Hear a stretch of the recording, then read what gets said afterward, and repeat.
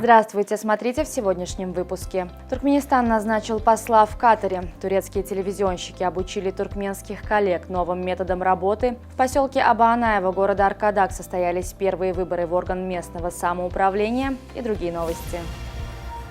Президент Сердар Бердымухамедов назначил Сейтмамедова Муратгельдыбалыевича чрезвычайным и полномочным послом Туркменистана в государстве Катар. Указ об открытии диппредставительства Туркменистана в Дохе был подписан президентом Сердаром Бердымухамедовым в декабре 2022 года в целях дальнейшего развития двусторонних отношений.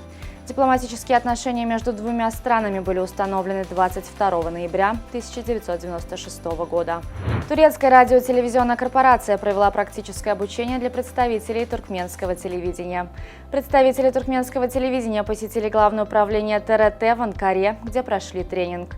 Опытные сотрудники рассказали своим коллегам из Туркменистана о новых методах видеосъемки, этапах создания новостей и анимации. Обучение длилось 5 дней, после чего туркменские участники получили сертификаты. Первые выборы членов Генгеша прошли в поселке Аба-Анаева. В выборах на 5 мест в орган местного самоуправления претендовали 10 кандидатов от Демократической партии, партии промышленников и предпринимателей и Аграрной партии. Почти половину кандидатов составляли женщины. По данным Центральной комиссии по проведению выборов и референдумов, к моменту закрытия избирательного участка к 19 часам в выборах членов Генгеша поселка Аба-Анаева и Трапа-Кяризе города Аркадак приняли участие 92,37% электората. В течение дня на сайте ЦИК велась прямая трансляция с избирательного участка.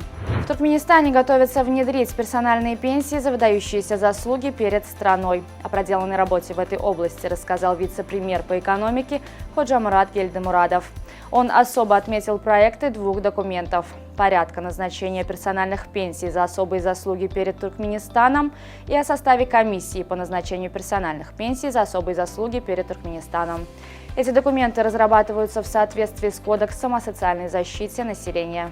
В ходе ознакомления с городом Аркадак, находящийся с официальным визитом в Туркменистане, делегация Республики Корея во главе со спикером Национальной ассамблеи Ким Джин Пхё посетила государственный конный цирк имени Гераглы. Здесь корейские гости стали зрителями показательных выступлений группы национальных конных игр «Галканыш».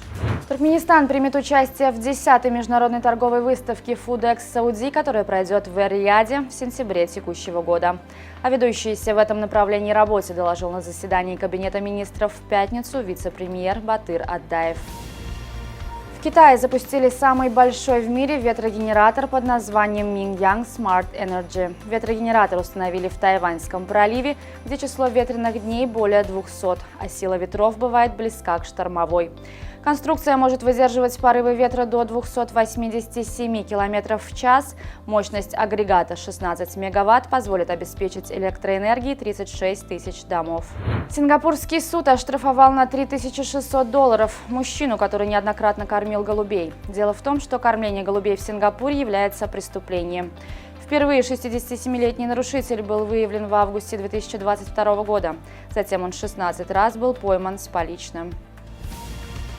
Сборная Туркменистана победила команду Ирана в своем первом матче на КАФ Футзал Кап 2023. Матч прошел в Душанбе и закончился со счетом 2-1 в пользу туркменских футзалистов. Голкипер сборной Туркменистана Фергул Галычмурадов был признан лучшим игроком матча.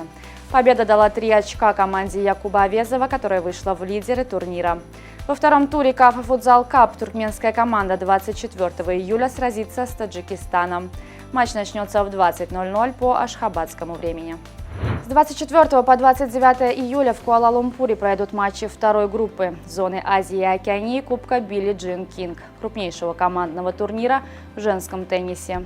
В нем примет участие сборная Туркменистана, которая попала в группу «Б» вместе с Новой Зеландией, сборной Тихоокеанского региона, Пакистаном, Сингапуром и Шри-Ланкой. Кубок был основан в 1963 году как Кубок Федерации и переименован в 2020 году в честь легендарной американской теннисистки Билли Джин Кинг. На сегодня это все. Желаю вам хорошего завершения дня. Увидимся завтра. И не забывайте, что Туркменпортал ваш самый надежный источник новостей.